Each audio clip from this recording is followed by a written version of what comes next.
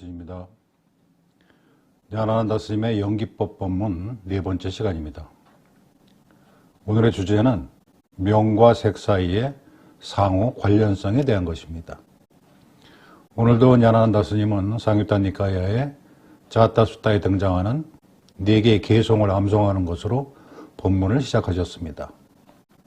그러면 스님의 육성을 통해서 개송을 들어보도록 하겠습니다.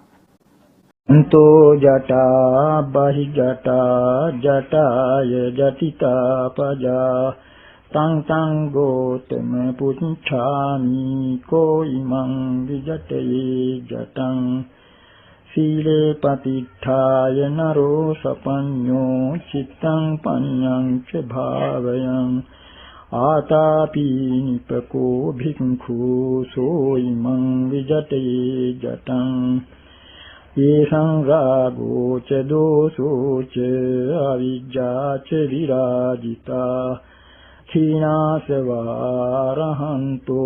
테상 비자티타 자타 야테나 만체루 판체 아세상 우퍼룬제티 파티강 루퍼산야체 이테 사치제티 자타. 앞에 첫 번째 개송은 지난번과 마찬가지로 천신이 붓다에게 던진 질문이고, 두 번째부터 네 번째까지는 이 질문에 대한 붓다의 답변입니다. 그런데 이렇게 천신이 묻고 붓다께서 답변하신 형식의 대화들을 보면 저는 무라우마 상유타에 등장하는 어떤 내용이 먼저 떠오릅니다. 이것은 붓다께서 처음 깨달음을 얻고 나신 직후에 세상을 향해 법을 설할지 말지를 망설이고 있던 차에 갑자기 사함파티라고 하는 이름의 범천이 나타나서 붓다에게 세상 사람들을 위해 법을 설해 주십시오라고 청하는 내용입니다. 생각해보면 이처럼 경전에서 천신이나 범천들은 아주 적절한 때에 붓다 앞에 등장해서 또 아주 적절한 질문을 붓다에게 해준 덕분에 붓다께서 중요한 법의 내용을 설할 수 있게 되는, 그러니까 어떤 설법의 계기나 당위성 같은 것을 천신이나 범천들이 만들어준다는 것입니다. 붓다께서 살아계셨던 시기가 지금으로부터 2500년 전이라는 점을 감안하면 이처럼 붓다의 설법이 행해지게 되는 계기를 당시의 일반 대중들이 경외심을 품고 있던 천신이나 범천의 존재를 통해 만드는 것이 어찌 보면 효과적이었기 때문에 그런 형식을 가져왔는지도 모르겠습니다. 아무튼 어떤 계기를 통해서 전해졌던 간에 우리에게 중요한 것은 붓다의 메시지 그 자체고, 그런 메시지가 여전히 현재의 우리에게도 유효한, 괴로움으로부터 벗어나게 하는 유일한 방법이라는 점일 것입니다. 이제 개송의 내용을 한번 살펴보도록 하겠습니다. 첫 번째 개송에서 천신이 붓다에게 물어본 것은 한 가지입니다. 이 세상은 안과 밖으로 모두 엉켜 있는데 누가 이 엉킴을 풀 수 있겠느냐라는 것입니다. 잣다라고 하는 단어는 엉킴이라는 뜻입니다. 실타래가 엉키듯이 그렇게 안과 밖으로 엉켜져서 중생들이 괴로움에 빠지게 된다는 것입니다. 두 번째 개송부터가 천신의 질문에 대한 붓다의 답변입니다. 지난번 두 번째 본문에서는 어디서 물살이 되돌아오고 어디서 회오리가 멈추고 어디서 명색이 끊어지는가라고 천신이 물었던 것에 비해 여기서는 누가 이 엉킴을 풀 수 있느냐고 물은 것이지만 지향하는 바는 서로 다르지 않다고 할 수 있습니다. 이에 대해 붓다께서는 두 번째 개송에서 계행을 확립하고 삼매와 지혜를 개발하고 열렬하고 신중하고 현명한 비구가 이 엉킴을 풀 수 있다고 하셨고, 세 번째 개송에서는 탐진치가 사라지고 번뇌로부터 자유로운 아라한들이 그 엉킴을 풀 수 있다고 하셨습니다. 그러나 핵심은 마지막 네 번째 개송에 있습니다.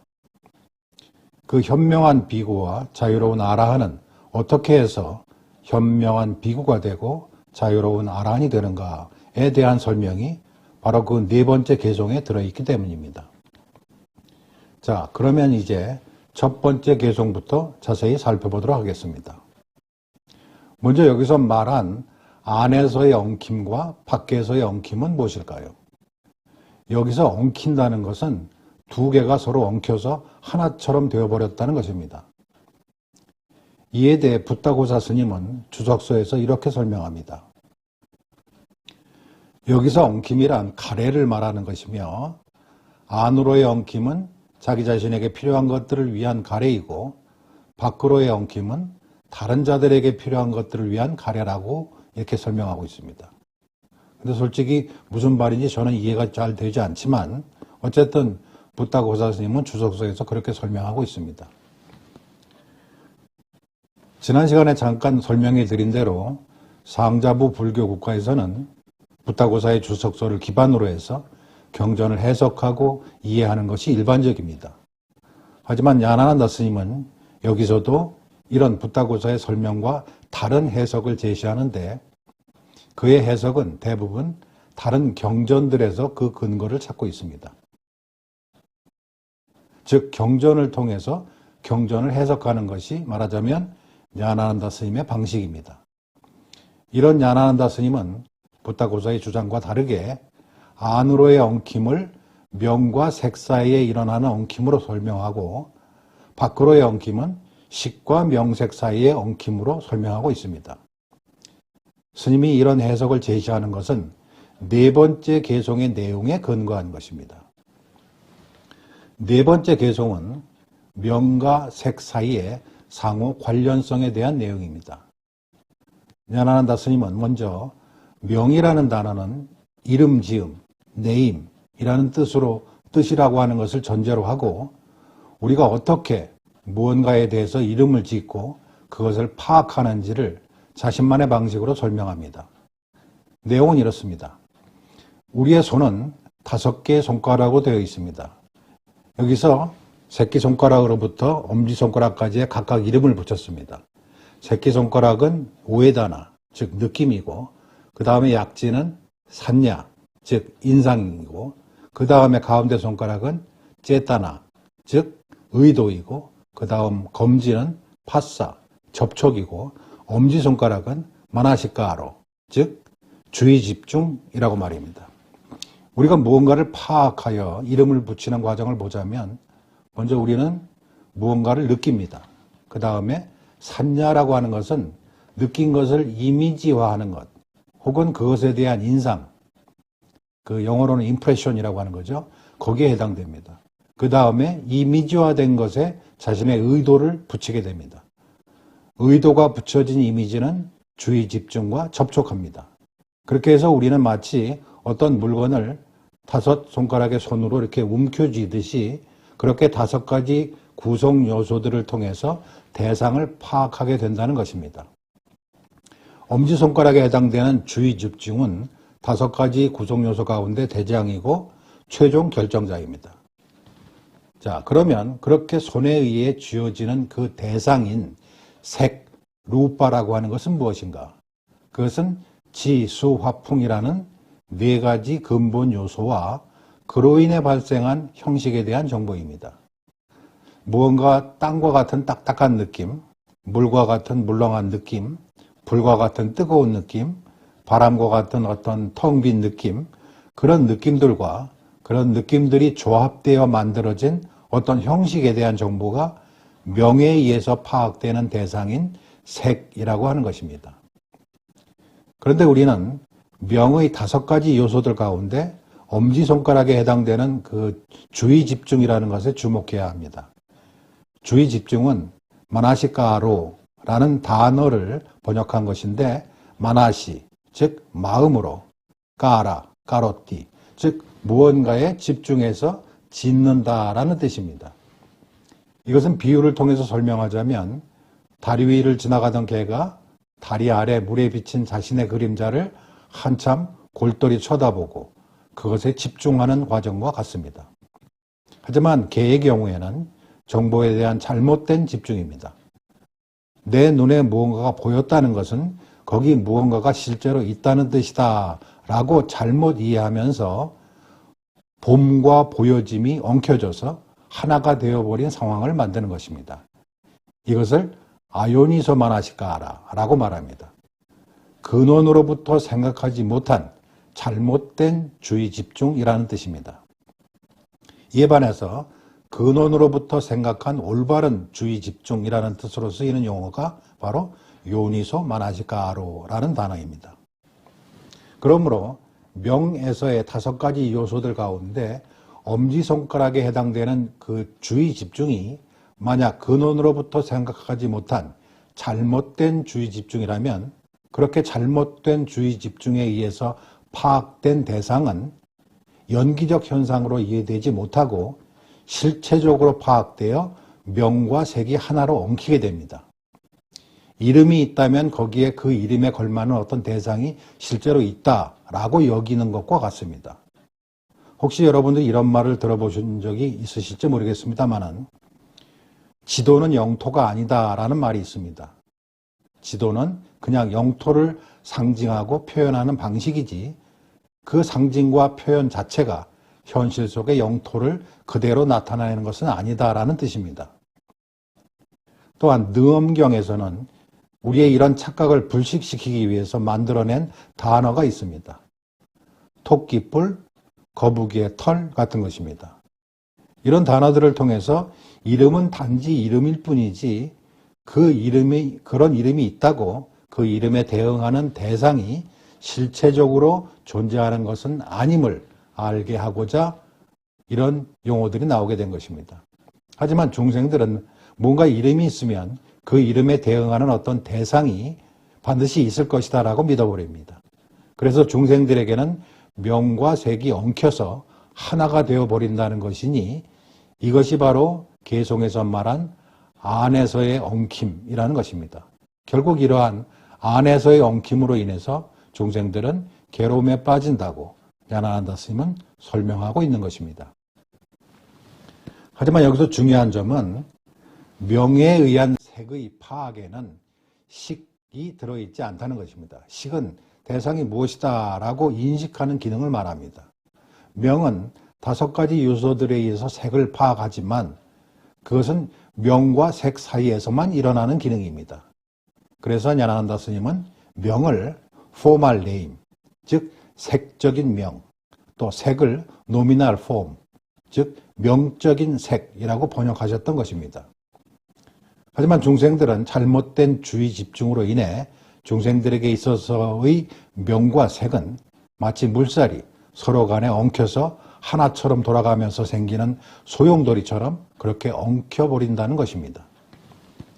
식은 그렇게 외부에서 저기 소용돌이라는 것이 있다라고 알아차리는 기능입니다.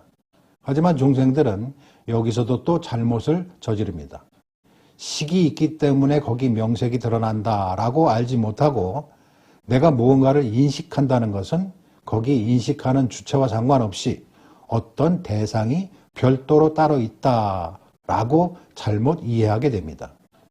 앞에서 우리가 명과 색이 엉켜서 하나가 되어버린 것과 똑같은 패턴이 반복되는 것입니다. 즉 여기서도 인식 기능인 식과 인식 대상인 명색이 하나로 엉켜버렸다는 것입니다. 이것이 첫 번째 개성에서 말한 밖에서의 엉킴이라고 야나한다 스님은 설명하고 있습니다. 이것은 첫 번째 본문 시간에 언급되었던 영화관의 비유를 떠올리시면 이해에 좀 더 도움이 되실 것입니다. 스크린이 식이라면 명색은 그 스크린에 비친 영상이라고 말씀드렸습니다. 거기 스크린이 있을 때 영상이 거기 비춰질 수 있듯이 식이 있기 때문에 거기 명색이 비춰지는 것입니다. 하지만 스스로 이미 영화에 몰두하려고 작정한 관중들은 자신이 몰두하고 있는 것이 단지 스크린에 비친 영상이라는 것을 잊어버리고 스크린에 비친 영상을 실체처럼 받아들입니다. 즉 스크린과 영상을 구분하지 못하고 하나의 실체처럼 받아들인다는 것입니다. 마찬가지로 현실에서도 눈에 비친 대상을 실체처럼 여깁니다. 여기서 제가 실체처럼 여긴다라고 말한 것은 삼라만상의 모든 것들은 조건들에 의지해서 일어난 것이기 때문에 조건이 바뀌면 조건들에 의지해서 일어난 현상들도 바뀐다는 이런 연기법의 이치를 알지 못한 채 조건의 변화와 관계없이 그것은 그것 자체로 존재하는 것처럼 여긴다는 것입니다. 그것이 바로 이 개송에서 말한 밖에서의 엉킴이라는 것이고 그렇게 중생들에게는 식과 명색이 하나로 엉켜져 있다는 것입니다. 그렇게 명과 색 사이에 발생하는 안에서의 엉킴과 식과 명색 사이에 발생하는 밖에서의 엉킴, 이 양쪽의 엉킴으로 중생들은 괴로움을 겪고 있다라는 것이 첫 번째 개송의 뜻인 것입니다. 눈치 빠른 사람은 여기서 알아차릴 수 있을 것입니다. 우리가 말하는 괴로움이라는 것은 결국은 심리적인 오류에서 발생하는 것이다 라는 점을 말입니다. 그리고 부처님께서 이런 심리적인 오류로부터 발생하는 괴로움으로부터 벗어나도록 우리를 독려하셨던 이유는 그것이 심리적인 것이기 때문에 얼마든지 스스로의 노력에 의해서 바로잡을 수 있기 때문입니다. 바로잡을 수 없는 것을 바로잡으라고 하신 것이 아니라 바로잡을 수 있는 것이기 때문에 바로잡으라고 우리를 다독이고 격려하셨던 것입니다. 답은 늘 질문 속에 있듯이 우리가 첫 번째 개송에서의 엉킴이라는 내용만 바르게 이해하면 답은 어렵지 않게 그 속에서 찾아질 것입니다. 두 번째 개송에서 현명한 비구와 세 번째 개송에서의 번뇌로부터 자유로운 아라하는 이런 안과 밖의 엉킴을 모두 끊어버린 자를 말하는 것이니 네 번째 개송의 내용을 이해하는 것으로 두 번째와 세 번째 개송의 뜻은 자연히 설명될 것입니다. 자, 그러면 네 번째 개송을 보도록 하겠습니다. 명과 색의 양쪽에서 저항과 색의 인상에서 그것들이 완벽하게 잘려진 곳에서 거기서 이 엉킴은 끊어진다. 여기서 명은 저항으로, 색은 색의 인상으로 표현되었습니다. 저항이라는 것은 우리가 누군가와 부딪히게 되면 넘어지지 않으려고 버티는 반발력 같은 것을 상대방으로부터 느끼게 되는데 그렇게 부딪힌 사람이 상대방으로부터 느끼는 그런 반발력 같은 것을 저항이라고 하는 것이고 그렇게 반발을 통해서 만들어진 상대방에 대한 인상이 저항에 의한 인상, 즉 빠띠가 샀냐라고 하는 것입니다. 이것이 명의 기능입니다. 그리고 그것이 위의 개송에서 말한 저항이라는 말의 뜻입니다. 그러면 그 반대인 색은 무엇인가? 색은 이런 명의 인상에 의해서 드러난 색의 인상입니다. 이것을 루파사냐라고 말합니다. 달리 말하자면 명은 대상의 정보에 대한 좌표와 같고 색은 그 좌표에 의해 드러나는 대상에 대한 정보와 같습니다. 이처럼 명은 색이 없으면 일어나지 않고 색도 명이 없으면 나타나지 않습니다. 그렇다고 명과 색이 동일한 것도 아닙니다. 이른바 분리부동, 즉 다르지도 않지만 같지도 않다라는 것이 여기서 나온 말입니다. 그러면 어떻게 다르지도 않고 같지도 않을 수가 있는가? 논리적으로 따지자면 그럴 수는 없습니다. 하지만 그런 형식 논리는 그것들이 서로 조건들과 관계없이 홀로 존재할 수 있는 실체였을 때만 적용되는 이치입니다. 그것들이 연기적으로 조건들에 의지해서 일어난 현상이었을 때는 그런 논리는 적용되지 않습니다. 명과 색은 서로에 의지해서 일어나는 조건부의 현상이므로 서로 같은 것도 아니고 다른 것도 아닙니다. 이러한 관계는 식과 명색 사이에도 똑같이 적용됩니다. 식은 명색에 의지해서 일어나고 명색은 식에 의해서 나타나므로 식이 없으면 명색이 없고 명색이 없으면 식도 없습니다. 그래서 식과 명색은 같은 것도 아니고 다른 것도 아닙니다. 연기법의 이러한 상호 의존성을 바르게 이해한 자는 감각되어진 대상을 실체로서 보지 않고 조건에 의지해서 일어나고 있는 현상으로 봅니다. 조건에 의지해서 일어나기 때문에 거기 항상함이 존재할 수 없고 이것이라고 말할 만한 고정된 실체가 존재할 수 없음을 압니다. 이곳이 바로 명과 색이 끊어지는 곳입니다. 이곳이 바로 물살이 되돌아오는 곳이고 소용돌이가 더 이상 휘돌지 않는 곳이고 지수화풍이 근거를 찾지 못하는 곳이고 명과 색이 완벽하게 잘려져서 엉킴이 단칼에 끊어지는 곳입니다. 그래서 네 번째 개성에서 이렇게 말한 것입니다. 명과 색의 양쪽에서 저항과 색의 인상에서 그것들이 완벽하게 잘려진 곳에서 거기서 이 엉킴은 끊어진다. 이것이 바로 모든 연기적 관계에서 일어나는 상호 의존성의 진리이니 우리가 첫 번째 법문 시간에 언급했던 연기법을 소개하는 다음의 개성과 같습니다. 이것이 있을 때 이것이 있고 이것이 일어날 때 이것이 일어나고 이것이 있지 않을 때 이것이 있지 않고 이것이 소멸할 때 이것이 소멸한다. 무명이 없으면 행들이 없고 행들이 없으면 식이 없고 식이 없으면 명색이 없습니다. 무명이 없다라는 말은 어둠이 없다는 말이니 분명하게 연기법을 알면 이라는 뜻입니다. 결혼을 하지 않으면 아내나 남편이 없고 아내나 남편이 없으면 자식이 없고 자식이 없으면 며느리도 손주도 없습니다. 이 가운데 내가 직접 행한 것은 결혼을 하지 않은 것, 그거 하나뿐입니다. 하지만 그 뒤로 이어지는 모든 것들이 자동적으로 나에게서 일어나지 않습니다. 마찬가지입니다. 무명이 없으면 행들이 없고 행들이 없으면 식이 없고 늙고 죽음과 그 모든 괴로움이 자동적으로 나에게서 일어나지 않습니다. 이것으로 네 번째 ஞானான다 스님의 연기법 법문의 소개를 마치도록 하겠습니다. 아무쪼록 여러분들이 이 연기법이라는 것을 이해하는데 조금이라도 도움이 되셨기를 바라면서 다음에 다섯 번째가 준비되는 대로 다시 찾아뵙도록 하겠습니다. 고맙습니다. 성불하십시오.